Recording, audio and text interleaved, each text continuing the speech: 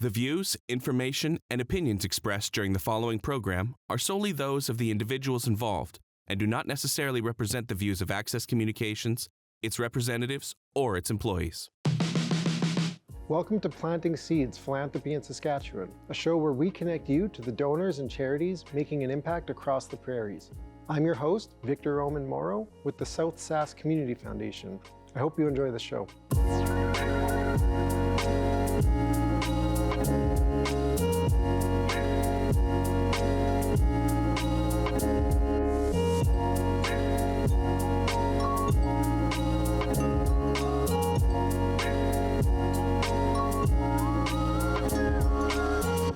Thanks for joining us for the show today. I'm really glad to have a couple special guests with me from Envision Counselling and Support Centre. We have Lynda Rideout and Laura Melle. Did I get that right? Mm-hmm, perfect. We had some issues with the last name before, so I want to make sure I didn't mess it up before we get started. And thanks for joining me today. This is going to really be a really great chance for people across South Saskatchewan to hear about the great work you guys do in quite a few really key communities here. So without further ado, Lynda and then maybe Laura afterwards, do you want to tell us just a bit about what's your role with Envision? Sure. And then after that, we can go into a bit about what does Envision do in the community. Okay.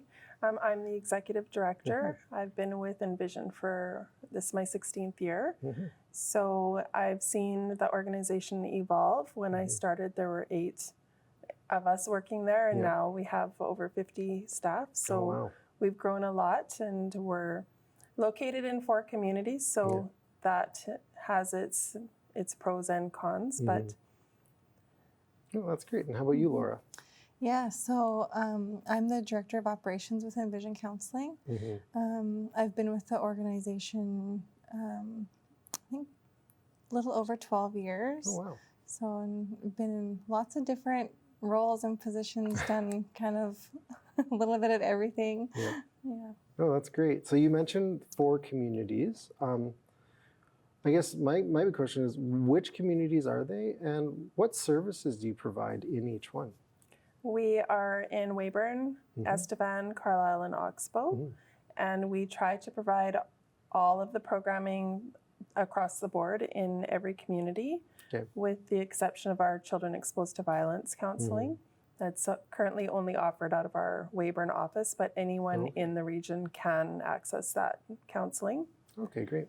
So we have counseling for individuals that have been affected by violence or abuse in their life, for families that are experiencing any kind of traumatic experience that they need a little bit of support to get through. Oh, that's great. Yeah, some topics include like separation and divorce, or grief and loss, just even blended families. We see a lot of people navigating kind of what that looks like for them, and and then we also do some mental health counseling as well through our Rapid Access program. So we do both adult and child counseling in that as well. No, that's really important work. I know at our foundation, and honestly, not just our report, we have a report called our Vital Signs Report, but a lot of research reports going across the province, country, any municipality shows that just the strain on mental health, especially in recent years, has gone up. So I really appreciate, having services like this, especially in some of the a lot of times in Saskatchewan, things kind of tend to grow in Regina or Saskatoon, but there's so many other pockets that need it. So it's really, really great to see like Weyburn, Estevan, Oxbow, and is it Carlisle, correct? That have these services. So one of my questions right away is, because you mentioned you've been there, it was about 16 years, is that right? So how have you seen, and I know you mentioned kind of that 8 staff to 50 staff. So how have you seen the landscape kind of change over that time? And how have you seen the need for the services change over that time? Definitely the type of supports that are needed have kind of evolved as the times have changed, and we have been successful in obtaining funding to be able to provide increased services in different areas, which has helped meet the needs that have been noticed that otherwise there weren't any other services available to provide Mm-hmm. that kind of support. So Mhm.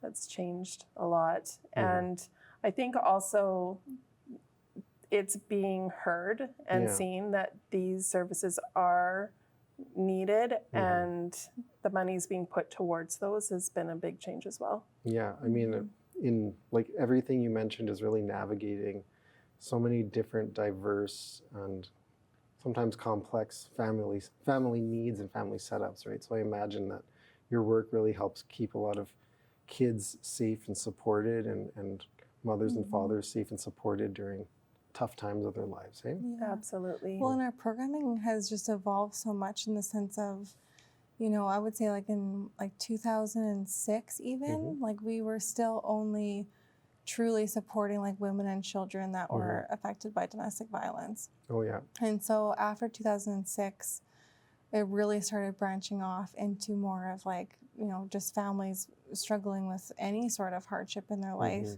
to including the mental health counseling and our in-home family support program as well, Yeah. supporting those families and welcoming men into our facilities as the whole family unit, not just aiming our services towards women. That's Yeah. great. And yeah, everything there, very, very important, very key. And it's kind of mentioned, unfortunately, that need has been growing in recent years. So it's organizations like this are really key to keeping people healthy. You mentioned the men's services. I know before we were talking, you talked a bit about some men's groups. Are there new men's groups starting this year? Is that right? Yeah, we're actually offering our first men's group. We're starting it in Weyburn with the plan to bring it to Estevan and possibly Carlisle if it is a good turnout. Yeah. It's a group for men and facilitated by men. So that's great. It's something that we're really excited about.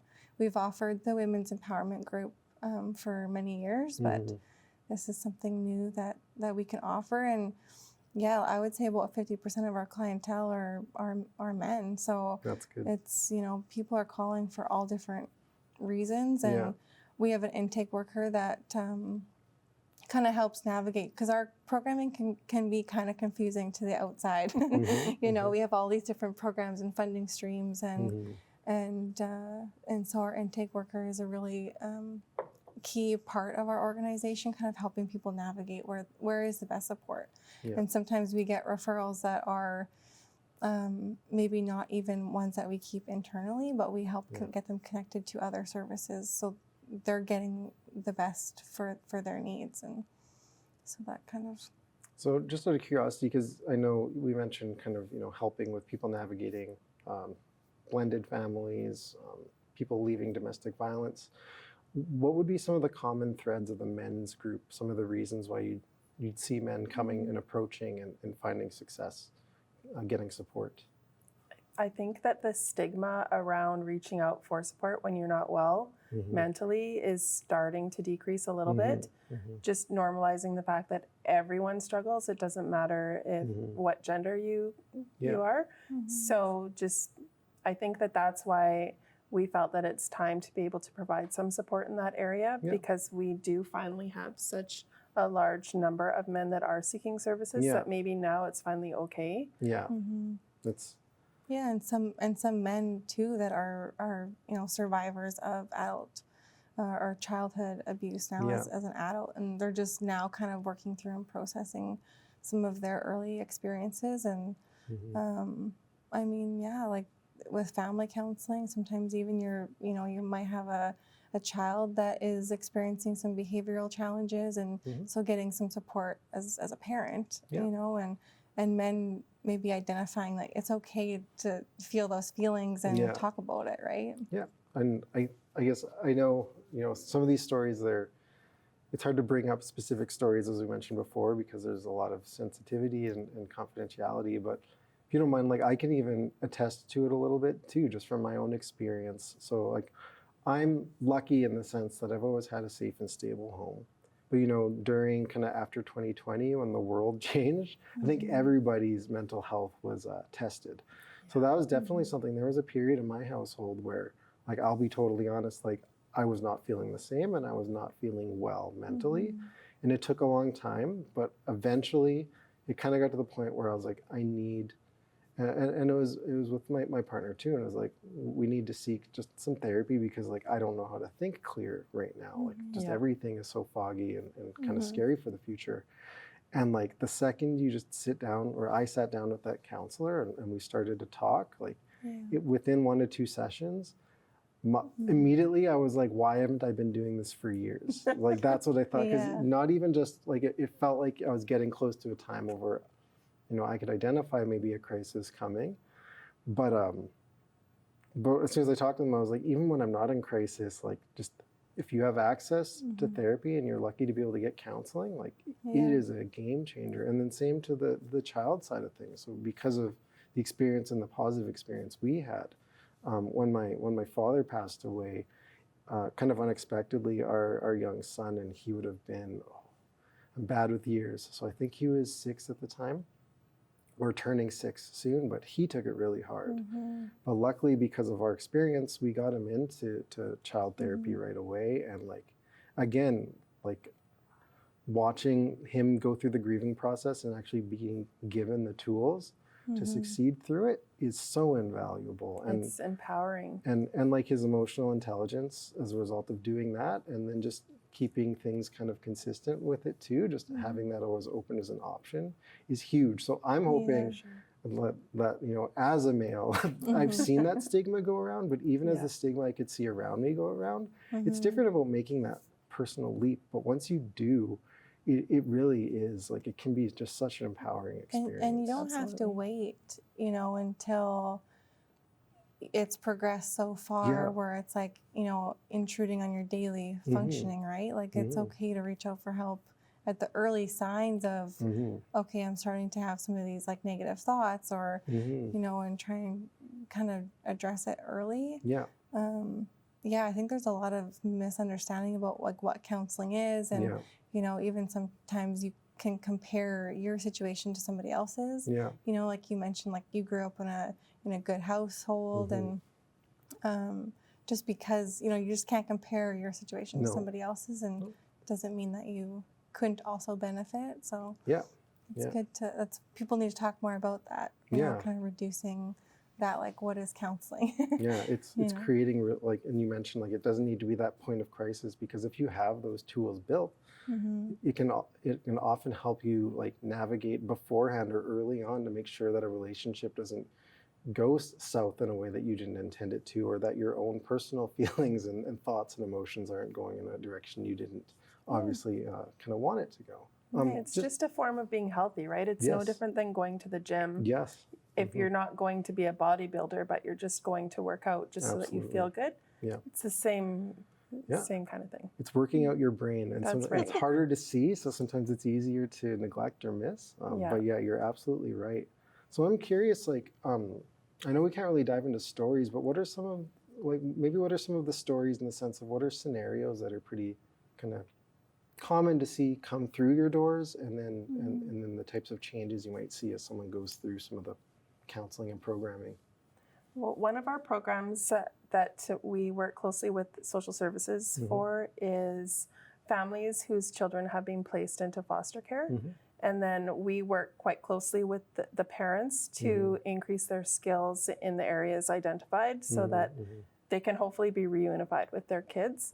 So those are always, you know, some of the most heartwarming things to go through is being witness to and supporting a family to work through those processes and then eventually bring their kids home, and the reunification of the family.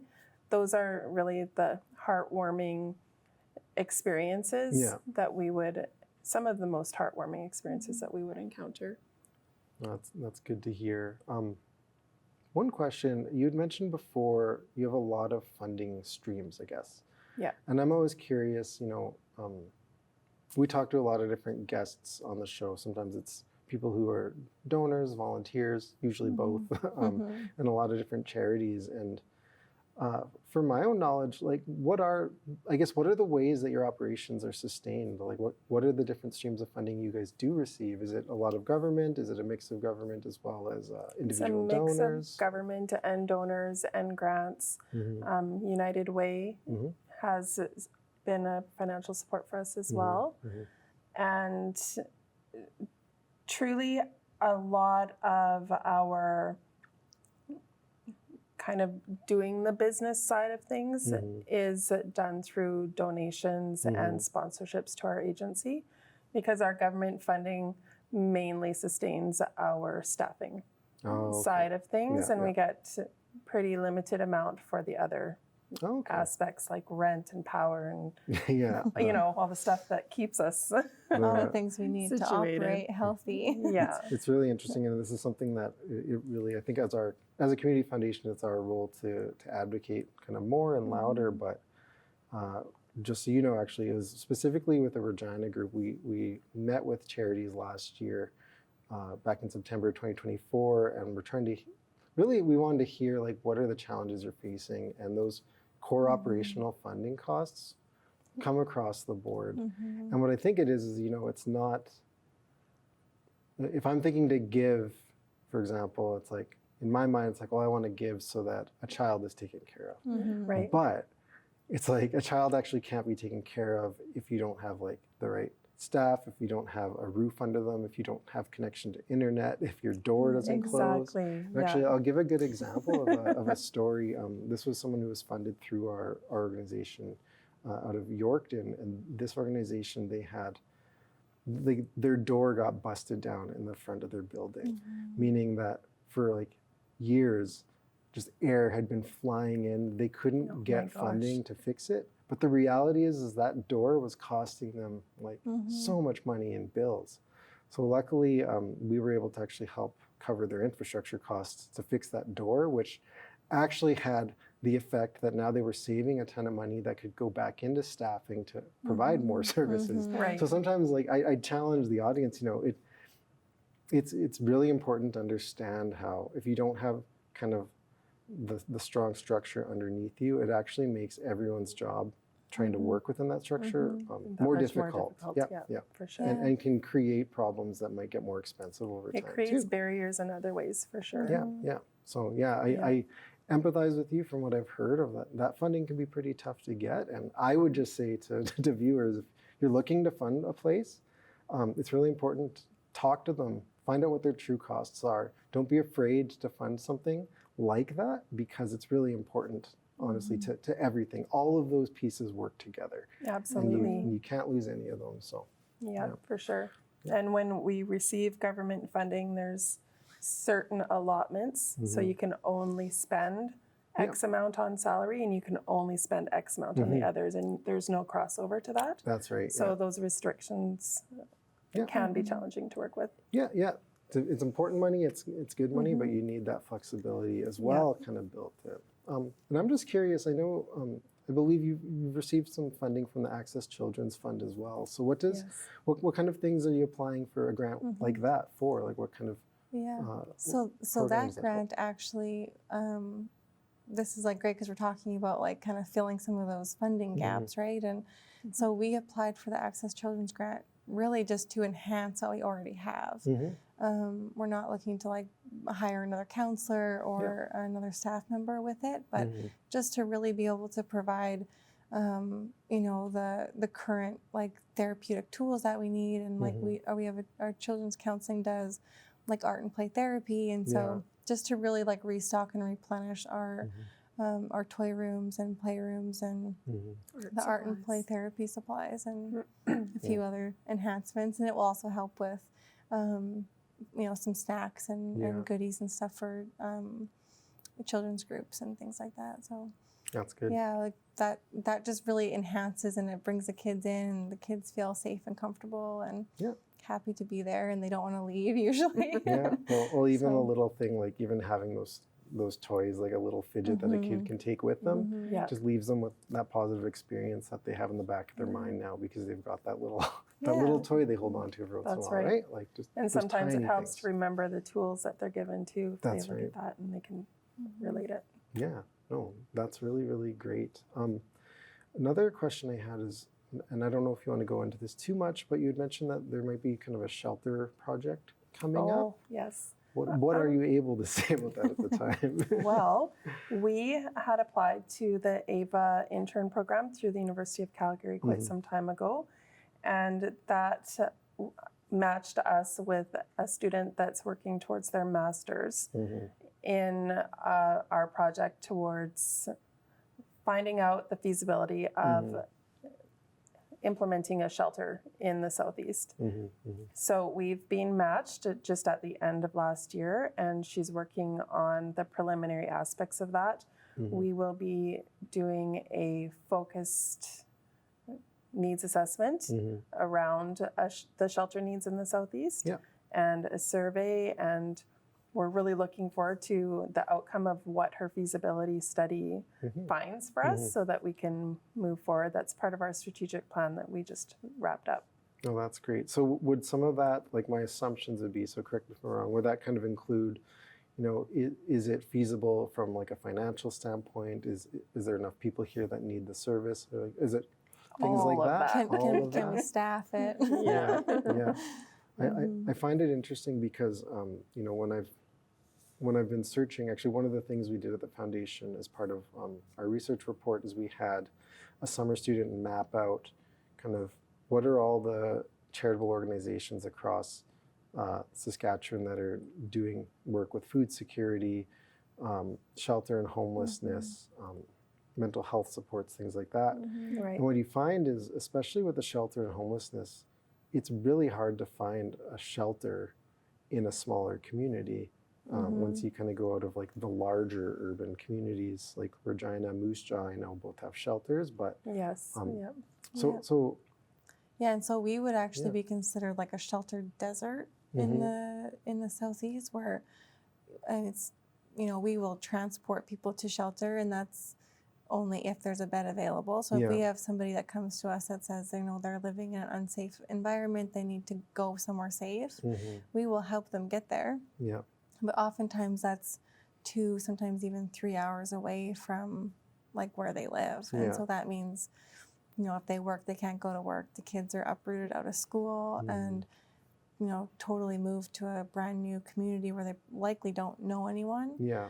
And so looking at that, and I mean, we've even supported men that don't have anywhere to go, and the only option for them really is like a homeless shelter, and they're usually first come first serve. Yeah. So even if we can get them to the community where there is a shelter, it's sometimes there's not a bed available. And oftentimes they can only go there for the evening, and then they have to leave. They could go somewhere else. Yeah. So then there's kind of, you end up on the street if you can't That's right. make your way. I'm assuming that if you are in a situation where you're needing a home, you probably can't just make a quick 3-hour drive both ways, right? That's right. So I can definitely see how that would be a huge challenge for people kind of facing Absolutely. those challenges across Yeah. the province, honestly, as well as that South Saskatchewan area.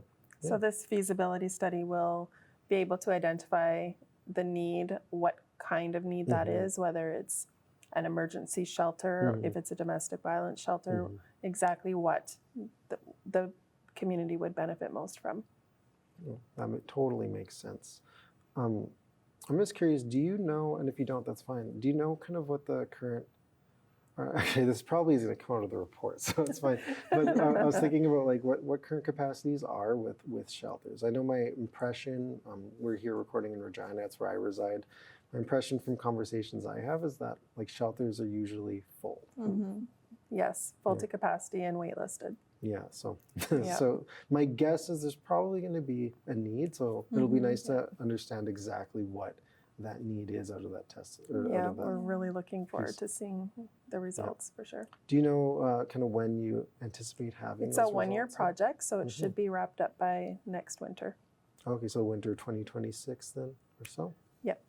Or winter, it's Like hard to end say. of 25. End of 25, yeah. We're recording this at the end of one winter and then Yes, coming that's into right. another.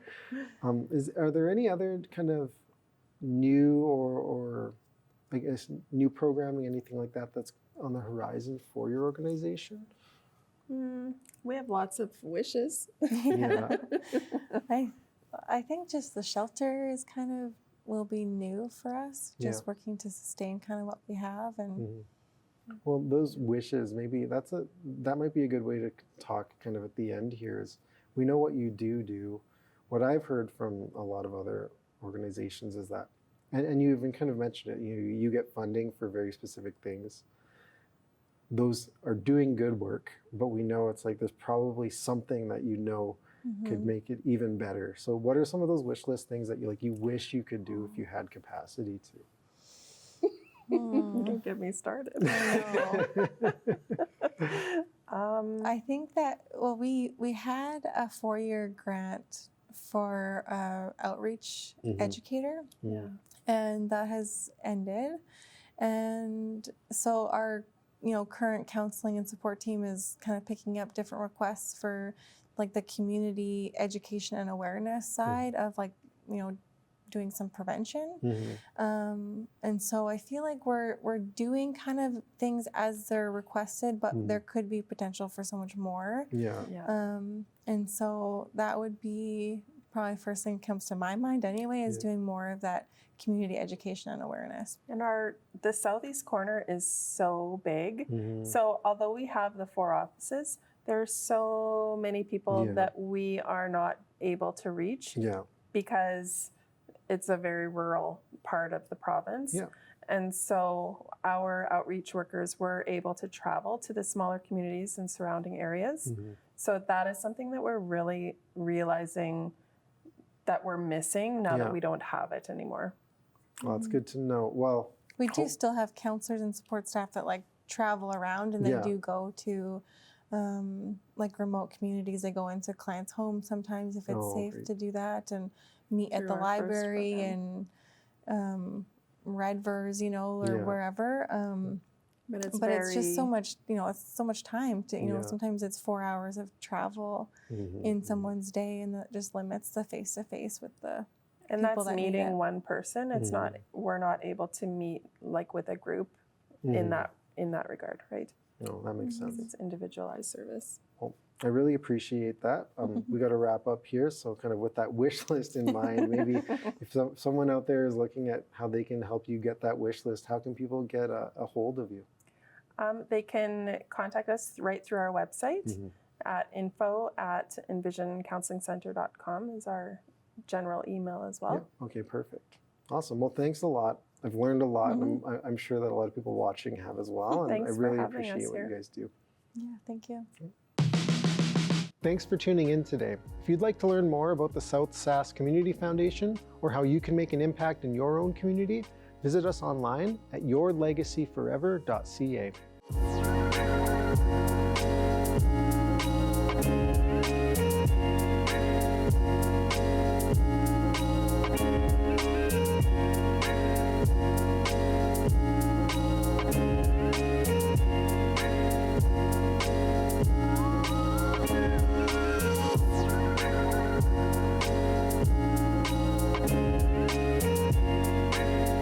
If you'd like to share your feedback on the program you just watched, contact us today.